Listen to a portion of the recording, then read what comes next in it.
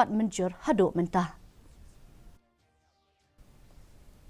Unong ai ketien ke Sorkar MDA bat Myntri ke Sorkar Jela bak Pol Lyngdoh ulaong bak Hinyau Trap National Liberation Council HNLC kadai ban kiar na ke ba penmi ya ke jing berngem namar ki nong shong ke Jela kilong ki ba syampang man Sngewsih i jing bak maumlo Chera Cement Limited MCCL kaya kendo ke jing keren jung ubak Lyngdoh kalau wan hadien bak HNLC kala penmi ya ke jing berngem penyap yu MLA ke NPP na sora ubak Mccl Milliam halor ke jing temu ke Sorkar ban khang kherdap no ya ke MCCL namar kam syem ladon kano ke jing yo nong habakren shikilat pathai ubak Lyngdoh ulaong bakam dei ka kam jong uriu shimet henre jong ki babon ki jing dia ya ki ba MLA ke NPP na Sorkar ru ula pensyai ka balayalam syakate ke jinglong jingman ba isang sot jong ke MCCL.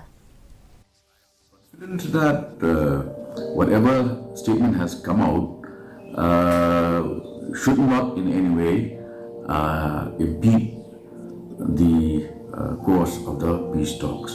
And since the HNLC has not actually declared that it is putting a stop or closing its door to the peace talks, so those talks are still very much in the on the right course. People of the state are intelligent enough to understand what led to the various ills that plague the MCCL. And it's not a single individual. It's an entire set of events which Mr. Gavin has also clarified on.